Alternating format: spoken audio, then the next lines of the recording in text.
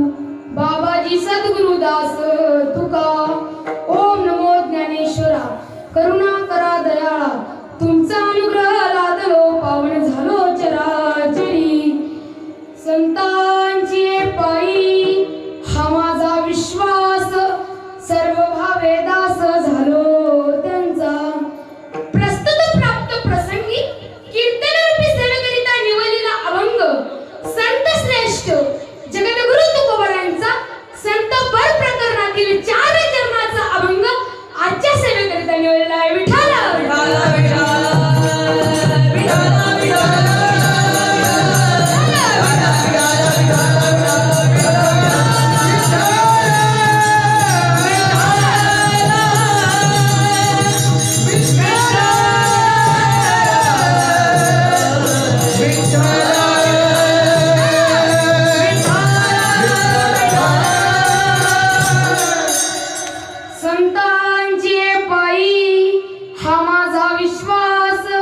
सर्व भावे दास झालो त्यांचा. कीर्तन सुरुवात करण्यापूर्वी छोटासा परिहार देणे हे वक्त्याचं कर्तव्य ठरतं. ज्या ज्ञानोबारायांच्या तुकोबारायांच्या पदस्पर्शाने पावन झालेली महाराष्ट्र भूमी, या महाराष्ट्र भूमीमध्ये असणारं छोटंसं मोठंसं गाव गवंड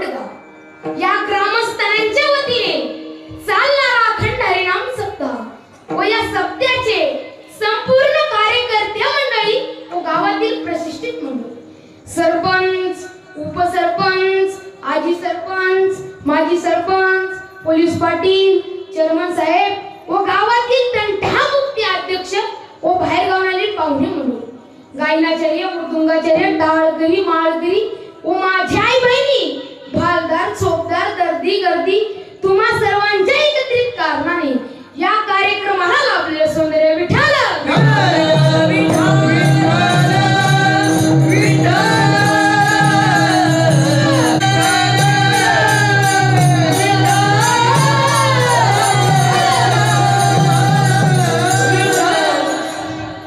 संतांची पायी हा माझा विश्वास, सर्व भावे दास झालो त्यांचा. आजच्या कीर्तनाचा प्रतिपाद्याविषय असा आहे की अभंग जगद्गुरु तुकोबारायांचा. हे अभंगातील जगद्गुरु तुकोबाराय ह्या अभंगातील जगद्गुरु तुकोबाराय आपल्या हिताच्या ठिकाणी जागा असणाऱ्या मुलांच्या आई वडिलांना धन्यवाद देतात. तर पहिला प्रश्न असा हा निर्माण होतो की असे तरी पुत्र कोण, तरी या महाराष्ट्राचे जाणते राजे छत्रपती शिवाजी महाराज. छत्रपती शिवाजी महाराज हे नाव तालुक्यापुरतेच नाहीये, जिल्ह्यापुरतेच नाहीये, महाराष्ट्रापुरतेच नव्हे तर या भारताच्या कानाकोपऱ्यापर्यंत, मातीच्या कणाकणापर्यंत माझ्या छत्रपती शिवाजी राजांचं नाव आहे.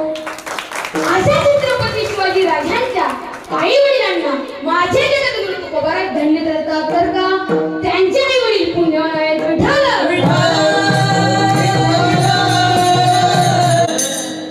ज्या भगवान परमात्म्याने हे जगतवह निर्माण केलं आहे ना, ह्या जगतवहामध्ये विश्वास हे फार महत्त्वाचं आहे. पण आजच्या जर काळाची परिस्थिती पाहायची असेल ना तर बापाचा विश्वास हा मुलावरती नाही आणि मुलाचा विश्वास हा बापावरती नाही. काय परिस्थिती वाईट आलेली आहे. आज प्रत्येकाला धन प्रिय आहे, पैसा हा प्रिय आहे. या पैशासाठी स्वतःच्या भावाने, स्वतःच्या भावाचा जीव घेण्यासाठी सुद्धा मागे पुढे पाहत नाही. काय परिस्थिती वाईट आलेली आहे. आज प्रत्येकाला स्वार्थ हा जडलेला आहे. तरी मी सांगत नाहीये, माझे भगवान श्री ज्ञानोबा ज्ञानेश्वरीमध्ये सांगतात, कैसे म्हणावाचे काय भलतया दुःख देत जाय, स्वार्थ साधित न लाय प्राचे हित. तुम्हाला किती जरी त्रास होता असेल ना तर मला ते नाही, पण माझा स्वार्थ हा साधलाच पाहिजे असा एकच वर्ग आहे. विठ्ठल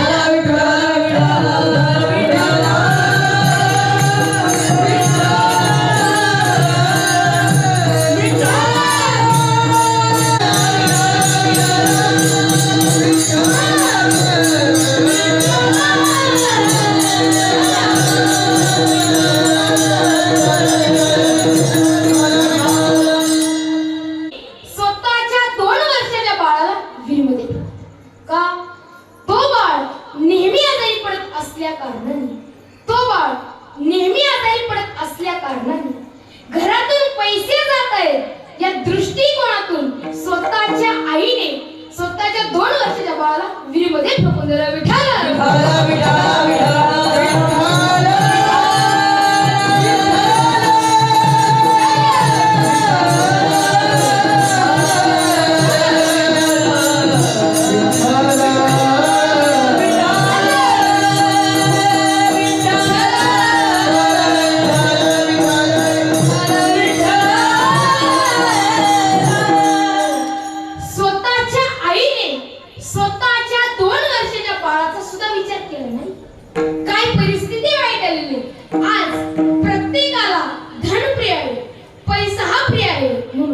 धनाच्या मागे गडी काळाचा लाग म्हणून या संग खोटा त्यांचा. धनाच्या पाठीमागे 15 प्रकारची अनर्थ ते म्हणजे चोरी, हिंसा, दंभ, काम, क्रोध, गर्व, धनमत, भेद, वैर, अविश्वास, स्पर्धा, द्वेष, स्त्री, मद्यपान आणि असत्य असे 15 प्रकारचे अनर्थ त्या धनाच्या पाठीमागे असल्या कारणाने माझे जगद्गुरु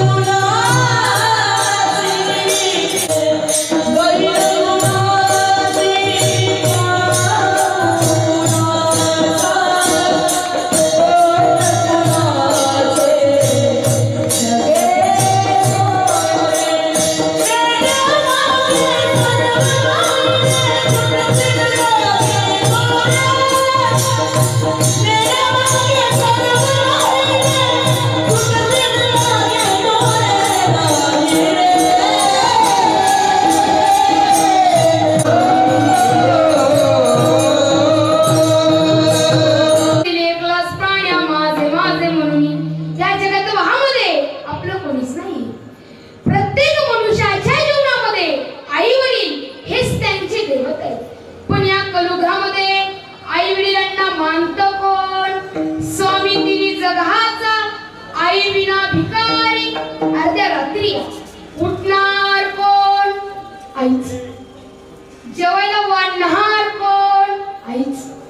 पप्प्या जेवायला बसला, 2 घास खाल्ला आणि आपल्या आईला विचारलं कुणी केली भाजी? तेव्हा मात्र आपल्याला काय बोललं नाही.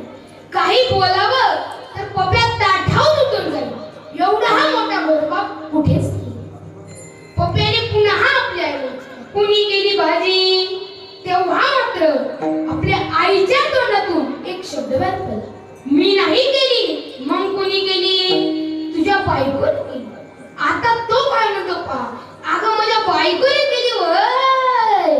मग चालायचंच, ती नवीन हाय, मसाल्याचा अंदाज नसेल, असं होतच असतं. वा वा वा वा, आपलीच गाडी आणि आपलीच माडी, आपल्याच बायकोची गोल गोल साडी, हातात बिडी आणि तो ओढतोय गाडी. त्याची बायको मात्र जाडी जाडी, आई मात्र हटकुळी. तर का आई रे बेमान दुनिया, आई रे, आई रे बेमान दुनिया, आई रे, आई रे बेमान दुनिया, आई रे, आई रे बेमान दुनिया, आई रे.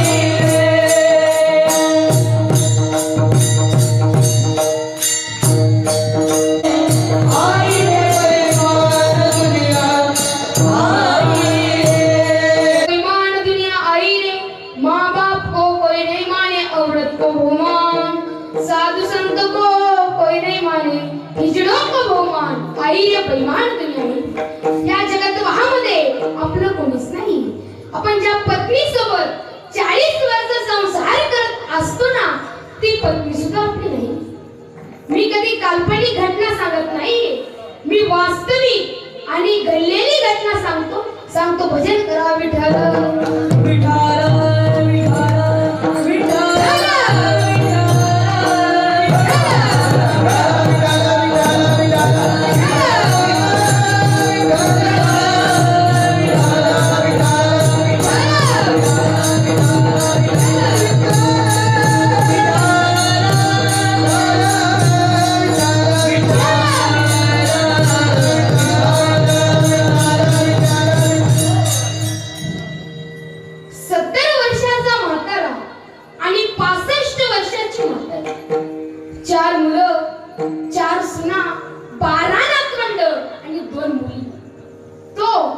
त्याची पत्नी असा 24 जणांचा प्रापंचरूपी संसार चालत होता. 100 एकर ऊस, 40 एकर केळी, 10 एकर कापूस असे 150 एकर जमिनीचा मालक असणारा तो म्हातारा. पण एका दिवशी त्या म्हाताऱ्याला हार्ट अटॅक आले असल्या कारणाने तो म्हातारा जाग्यावरती गतप्राण झाला. गतप्राण झाल्याची बातमी गावामध्ये पाहुणे मंडळीमध्ये पसरली. नवे तर गावाशेजारी पंचकृषीमध्ये सुद्धा पसरली. अमुक गावामध्ये बाबुराव पाटील वारले. सर्वकडे दुःखमय वातावरण पसरले होते.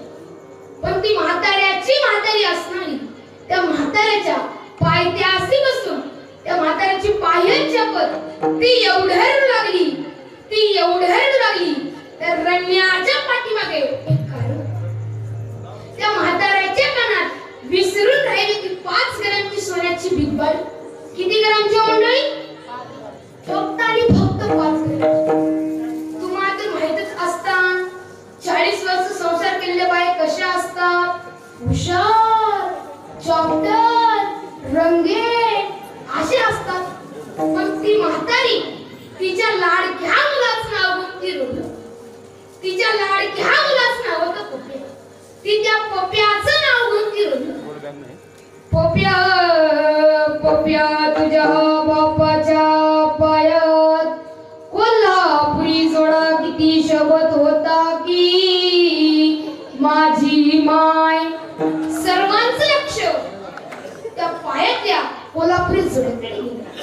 ती म्हातारी पुन्हा रडू लागली.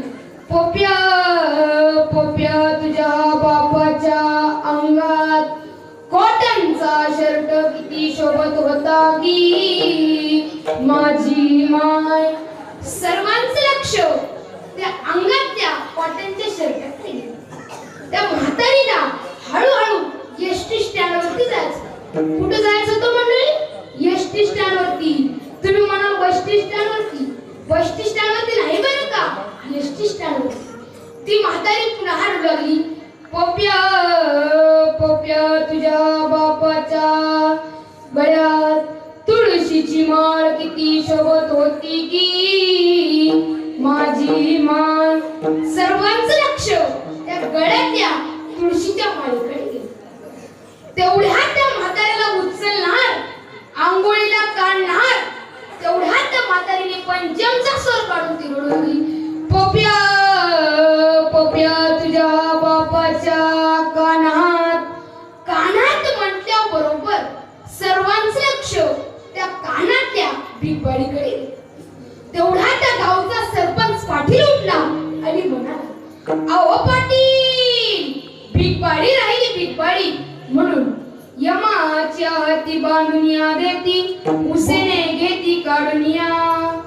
ऐसा या चोरांचा कैसा विश्वास, भरली तुझी कास तुका म्हणे. या जगत वाहामध्ये आपलं कोणीच नाही, पण ज्या पत्नी सोबत 40 वर्ष संसार करत असतो ना, ती पत्नी सुद्धा आपली नाही. म्हणून नाही कोणाचे कोणी, तुझे नव्हे कोणी. अंतील जासील एकलाच प्राण्या, माझे माझे म्हणे विठ्ठल विठाला विठाला विठाला विठाला.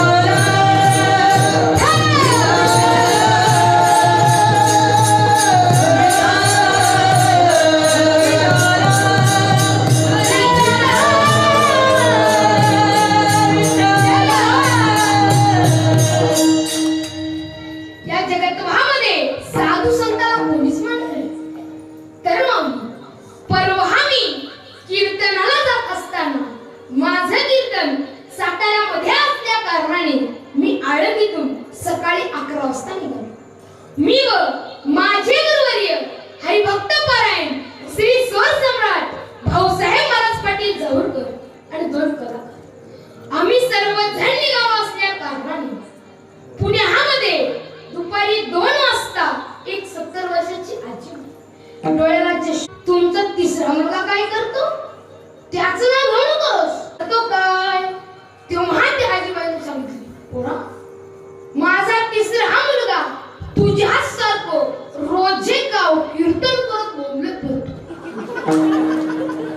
तेव्हा मला कळाले की मंडळी, मी पण रोजे गाव कीर्तन करत बोंबलत फिरतो. विठाला विठाला विठाला विठाला विठाला.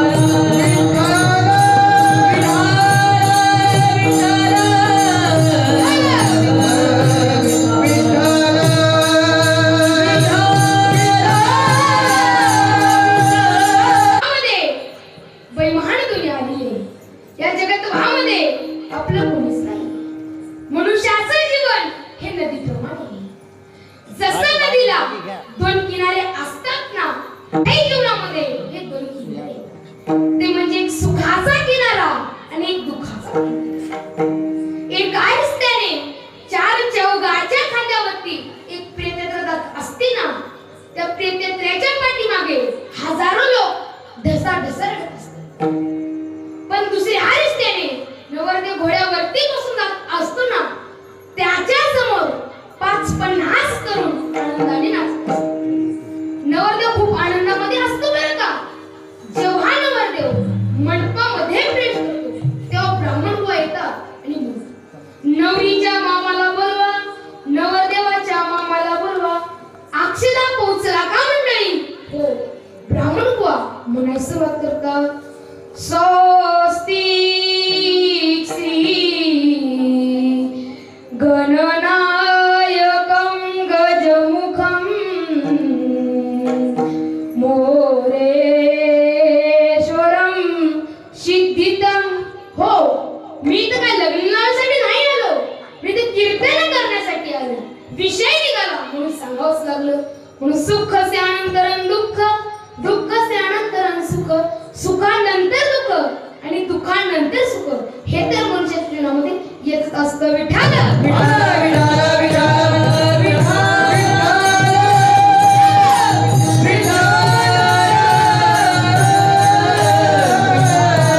कमवायचं असेल ना तर अशा धनाची प्राप्ती कर. ज्या धनाला बंधू वाटा मागू शकत नाही, ज्या धनाला राजा ताब्यात घेऊ शकत नाही, ज्या धनाला आग लागू शकत नाही आणि ज्या धनाची चोरी होऊ शकत नाही ना, अशा धनाची प्राप्ती कर. ते धन आपण मेल्यानंतरही आपली साथ सवय सोडत नाही ना, अशा धनाची प्राप्ती कर. ते धन म्हणजे परमार्थ हे महाधन, जोडे देवाचे चरण. धनरूपी परमार्थ करायचं असेल ना तर अत्यंत विश्वासाची गरज आहे, आणि प्रापंचरूपी परमार्थ करायचं असेल ना तर अत्यंत विश्वासाची गरज आहे. अत्यंत विश्वासाशिवाय परमार्थही होऊ शकत नाही आणि अत्यंत विश्वासाशिवाय प्रापंचही होऊ शकत नाही. विठाल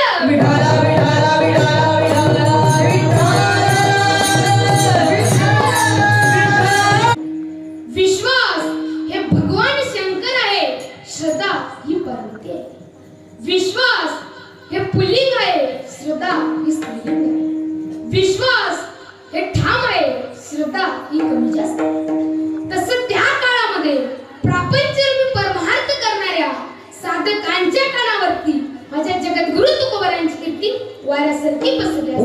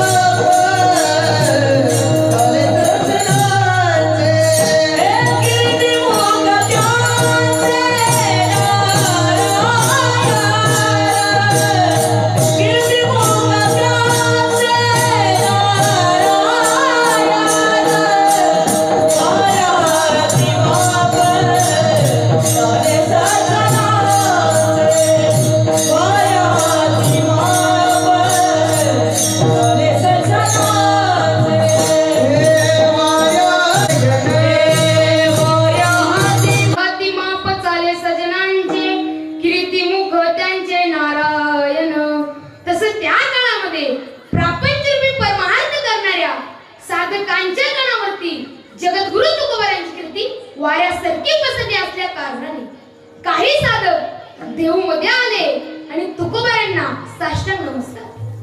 श्री संतांचे माता चरणावरी साष्टांगे करी दंडवत. तसं त्या काळामध्ये प्रापंचरूपी परमार्थ करणाऱ्या साधकांच्या कानावरती जगद्गुरु तुकोबारायांची कीर्ती वाऱ्यासारखी पसरली असल्या कारणाने काही साधक देहूमध्ये आले तुकोबारायांना साष्टांग नमस्कार. श्री संतांचे माता चरणावरी साष्टांगे करी दंडवत. तेव्हा तुकोबारायांना विचारले, काय नाही केलं बाबा, काय नाही केलं. तेव्हा त्या साधकांनी तुकोबारायांना प्रश्न केला की महाराज, प्रापंचरूपी परमार्थ करायचा आहे, अत्यंत विश्वासाची गरज आहे, ते विचारण्यासाठी आम्ही इथे आलो. तेव्हा माझे जगद्गुरु तुकोबाराय अभंगाच्या प्रथम चरण संतांची ये पायी आमचा विश्वास, संतांची ये पायी आमचा विश्वास, संतांची ये पायी आमचा विश्वास, संतांची ये पायी आमचा विश्वास.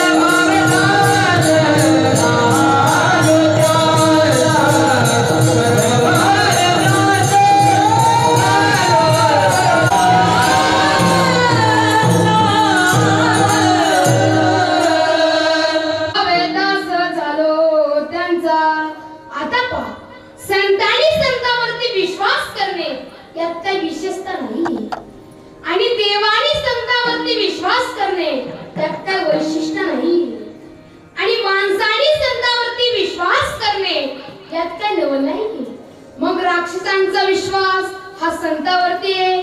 मग तुम्ही म्हणाल महाराज ते कसं काय? सांगतो त्या अगोदर भजन करा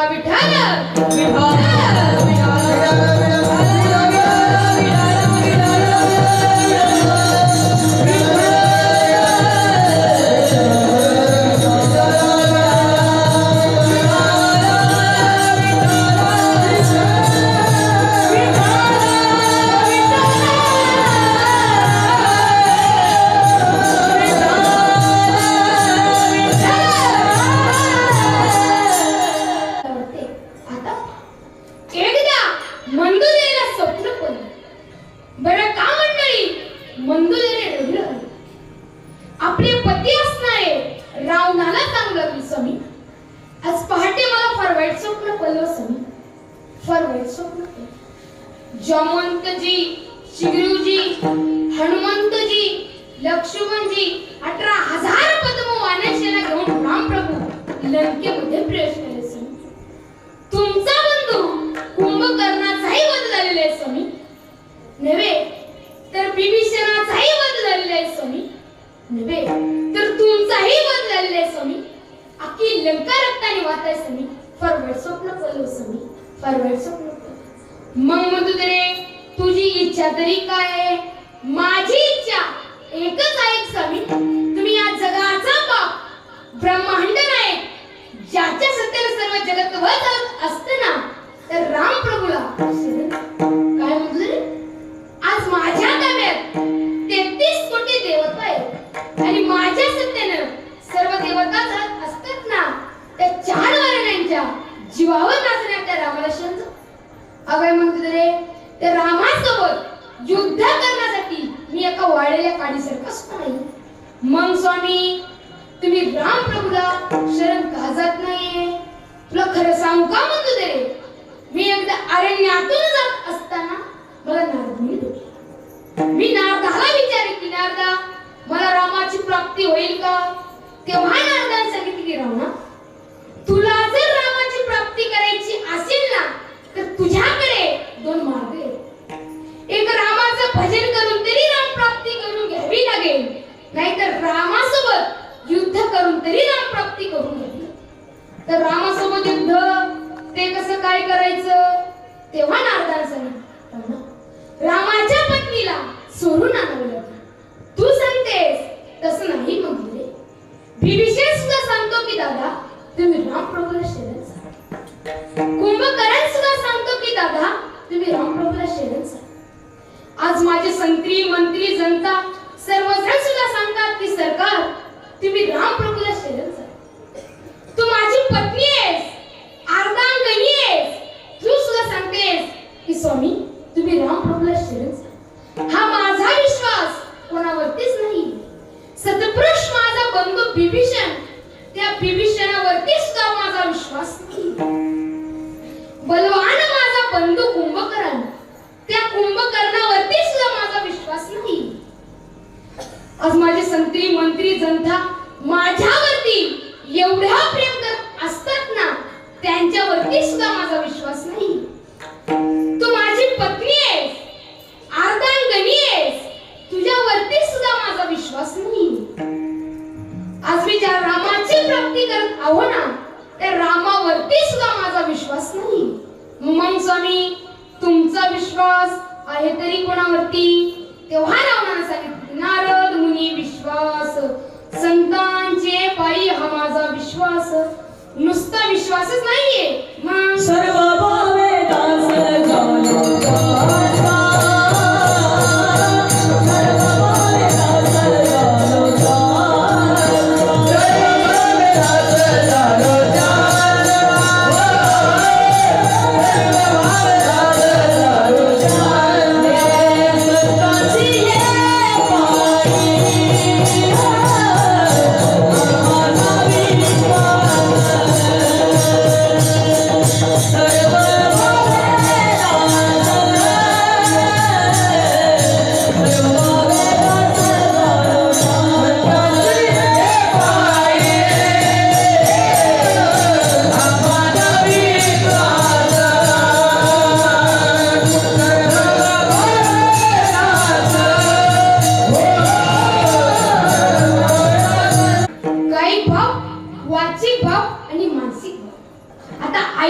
त्या बाळावरती किती प्रकारचे प्रेम करत असते तर सांगतो त्या अगोदर भजन करा विठ्ठल विठाला विठाला विठाला विठाला विठाला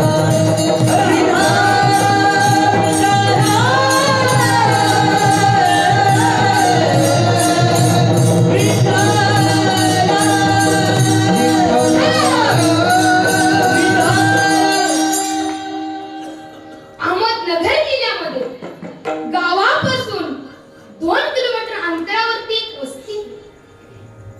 त्या वस्तीमध्ये आईचा बाळ झाडाखाली झोपलेल्या अवस्थेमध्ये आहे आणि आई शेतामध्ये काम करण्यासाठी गेली. अचानक त्या झाडाखाली एक वाघ आला. वाघाने त्या बाळाची मान तोंडात पकडली. वाघाने त्या बाळाची मान तोंडात पकडली असल्या कारणाने बाळ रडू लागला, किंकाळी मारू लागला. जेव्हा त्या रडण्याचा आवाज, किंकाळी मारण्याचा आवाज आईच्या कानापर्यंत पोहोचला ना, आई धावली. धावत धावत झाडापर्यंत पोहोचली. पाहते तर काय, बाळाची मान वाघाच्या तोंडात आहे. आईने कसलाच न विचार करता तशीच ती बाळाचे दोन्ही पाय आपल्या हातात पकडले. वाघ पुढे आई पाठीमागे, वाघ पुढे आई पाठीमागे, असं करत करत अर्ध्या किलोमीटर अंतरावरती एका खोऱ्यात गेले. तिकडून त्या मुलाचा बाप आला. बापाने भला मोठा दगड उचलला आणि वाघाच्या डोक्यात टाकणार तेवढ्यात त्या वाघाने डरकाळीपणे असल्या कारणाने बापाच्या हातातला दगड खाली विसरला. पण आईने मात्र आपले बाळाचे पाय सोडले नाही. आईला वाघ चावा घेण्याचा प्रयत्न करू लागला, खाली पाडण्याचा प्रयत्न करू लागला, डरकाळी फोडण्याचा प्रयत्न करू लागला, पण आईने मात्र आपल्या बाळाचे पाय सोडले नाही. म्हणून आई आपल्या बाळावरती 3 प्रकारचे प्रेम करत असते. काही प्रेम, वाचिक प्रेम आणि मानसिक प्रेम. आता आई म्हणजे काय सांगा बरं मंडळी. अय नरसाळ्या, तू सांग आई म्हणजे काय माहित नाही?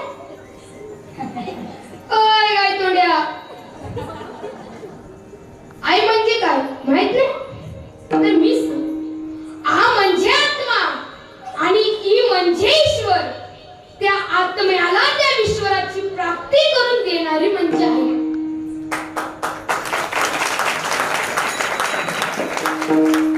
आता आई नाही म्हणत मम्मी पप्पा, ते पण मारतात गप्पा.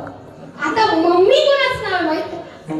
एका अन्सानी जातीच्या कुत्रीच्या पिल्लीच नाव आहे मम्मी. आपण मम्मी म्हणतो. आता चुलता चुलतीला अंकल, आंटी, चंटी वंटी फंटी वंटी घंटी, काय नाव आहेत मंडळी. साधं आई म्हणा ना, साधं माय म्हणा ना, शब्द कसा आहे पहा. माय माय म्हणता ओटाला लागे होट, आत्या आत्या म्हणता अंतर पडे मोठ. माय होटाला होट लागतं मंडळी. आत्या जसं काही जीवच दिला की काय म्हणजे अंतर मोठं. सर्व भावे दास झालो त्यांचा, संतांची पायी हा माझा विश्वास. सर्व भावे दास तो पत्करल्यामुळे संत काही कित करत असतात तेव्हा माझे जगत गुरु तुकोबा अभंगाच्या दुसऱ्या चरणात त्याचे माझे हित करीते त्याचे माझे हित करीते त्याचे माझे हित त्याचे माझे हित करीते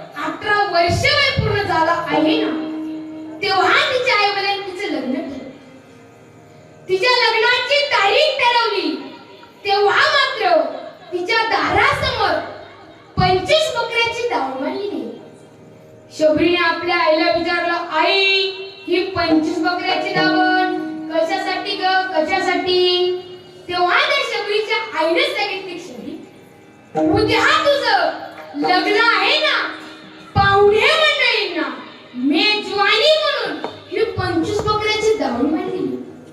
शबरीने विचार केला, हे 2 जीव एकत्रित येण्यासाठी, या नाशिवंत संसाराची संकल्पना मांडण्यासाठी या 25 जीवांचा घातक असेल ना, तर मला लग्नच नकोय. शबरी मातेने त्याच जागी आपल्या घराचा त्याग केला, अरण्यात निघून गेली आणि ती मातंग ऋषीच्या आश्रमामध्ये ती जाऊन राहिली. मातंग ऋषीची अनेक वर्षे सेवा केली. जेव्हा मात्र मातंग ऋषी निजदामाला जाऊ लागले ना, तर शबरीला सांगितलं, शबरी, उद्या तुला याच ठिकाणी जगाचा बाप ब्रह्मांड नायक, ज्याच्या सत्तेने सर्व जगत चालत असताना ते राम प्रभू तुला भेटायला आले. तेव्हापासून शबरी माता आपल्या झोपडी पुढे फुले अंतरायची, रांगोळी काढायची आणि राम प्रभूची आरती करायची. कोण्या दिशेने येतील माझे राम प्रभू, कोण्या दिवशी येतील माझे राम प्रभू. एक दिवस मात्र भजनच गाऊ लागली. जब मेरे राम जी का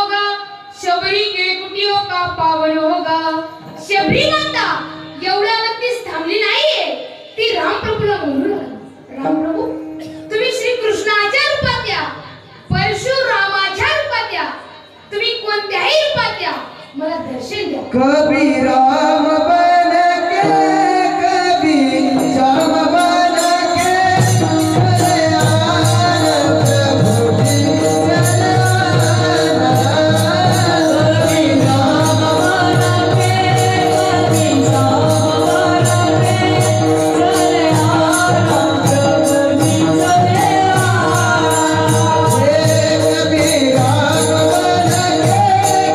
कभी श्याम बन के कल्याण प्रभु जी चलाना। कभी राम बन के कभी श्याम शबरी मातेने आपल्या गुरूंच्या शब्दावरती विश्वास ठेवल्यामुळे शबरी मातेला राम प्रभूची प्राप्ती झाली. म्हणून त्याची माझं हित करीती सकळ. आता हित किती प्रकारचे आहे? 2 प्रकारची हित, प्रामार्थिक हित आणि प्रापंचिक हित. संते प्रामार्थिक हित करत असतात आणि आई प्रापंचिक हित करत असतात. संते सतत हित करत असतात. मग तुम्ही म्हणा महाराज ते कसं काय? सांगतो त्या अगोदर भजन करा. विठ्ठल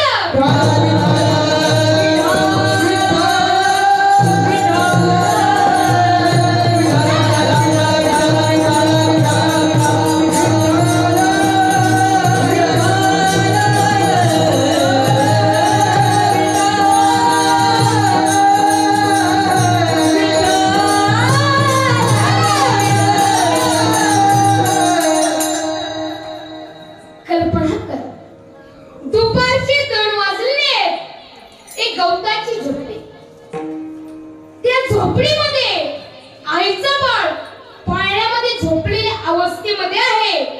आणि गाईचं वासरू बांधलेल्या अवस्थेमध्ये आहे.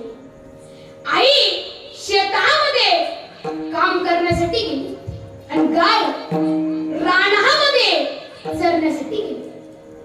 अचानक त्या झोपडीला आग लागली.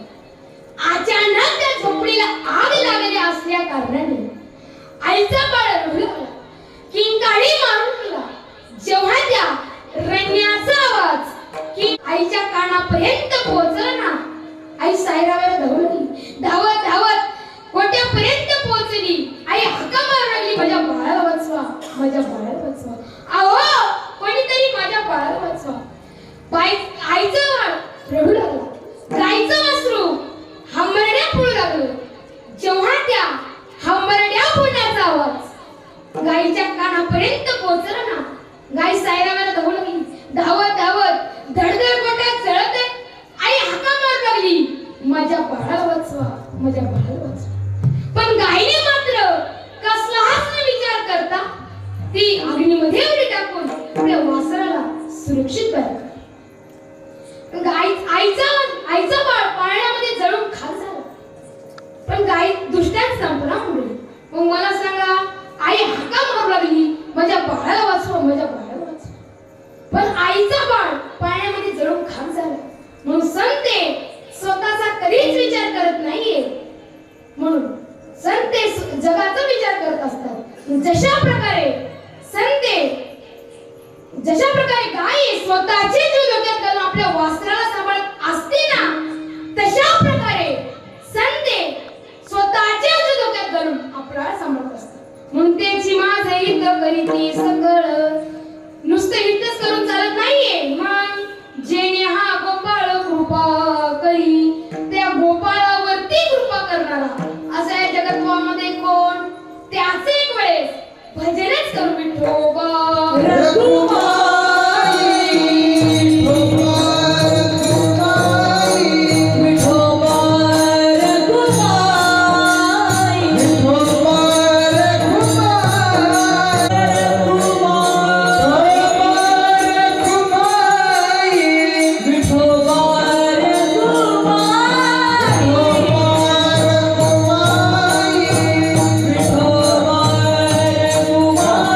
Oh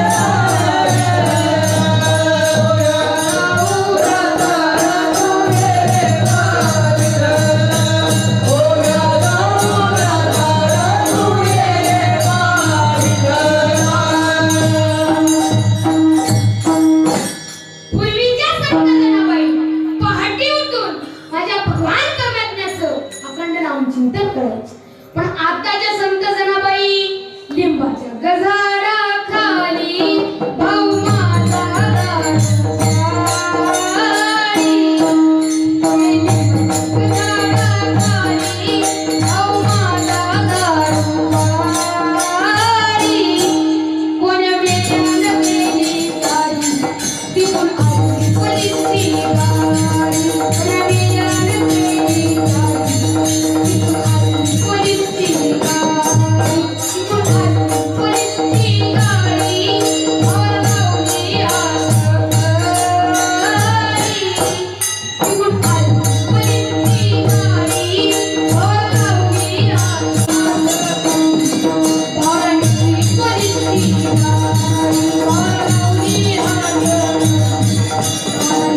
पोलिसची गाडी. अरे काय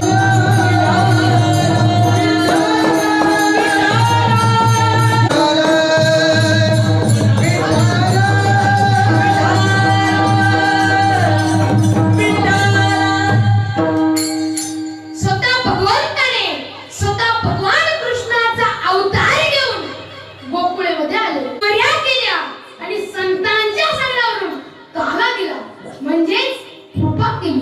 म्हणून जेणे हा गोपाळ कृपा करी. जेव्हा भक्त थकत असतात ना, तेव्हा वारकरी थकत असतात ना, तेव्हा साधक परमात्म्याच्या अवस्थेमध्ये असतात. तेव्हा संत त्यांना कडेवरती घेतात. हे जगद्गुरु तुकोबाराय अभंगाच्या पागलिया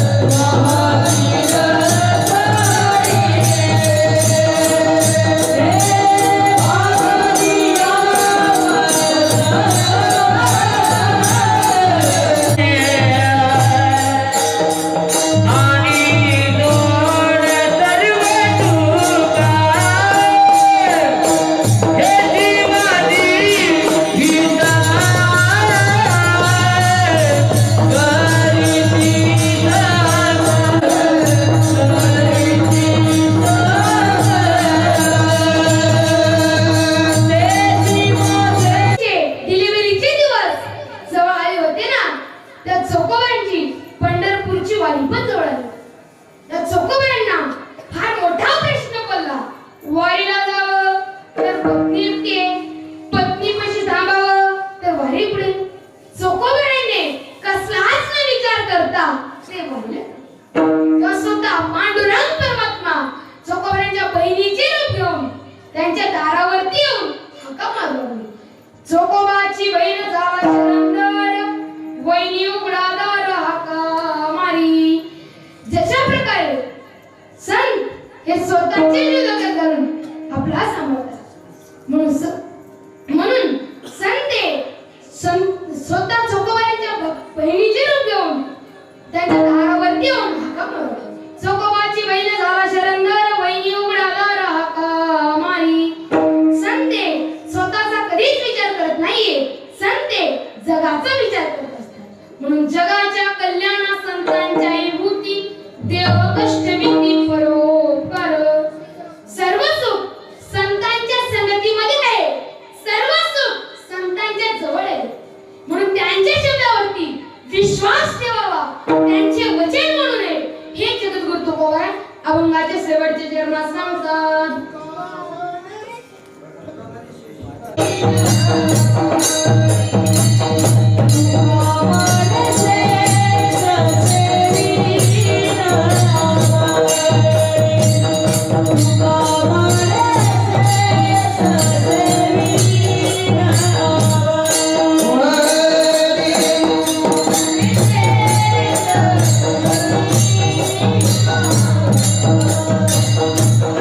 Thank you.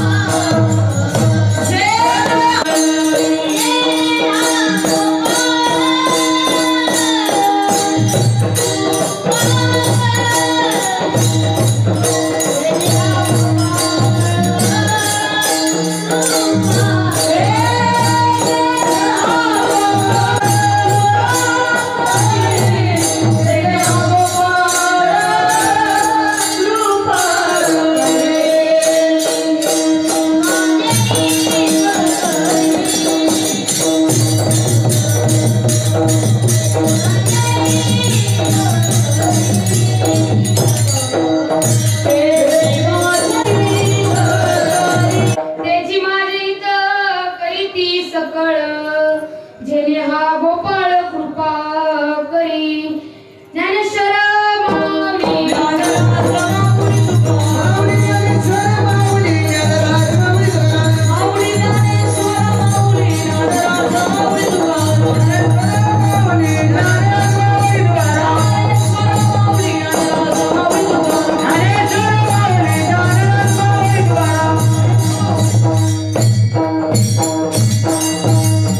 गायनाचार्य सर्व गावातून बाहेर गावून आलेली पाहुणे मंडळी तुम्हा सर्वांच्या एकत्रित कारणाने या कार्यक्रमाला शोभा आली म्हणून तुमच्या सगळ्यांच्या नावाने जोरदार टाळ्या वाजवून घ्या स्वतःच्या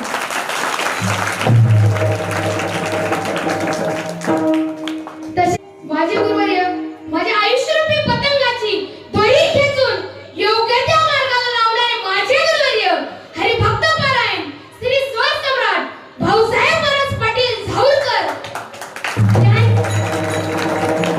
यांच्या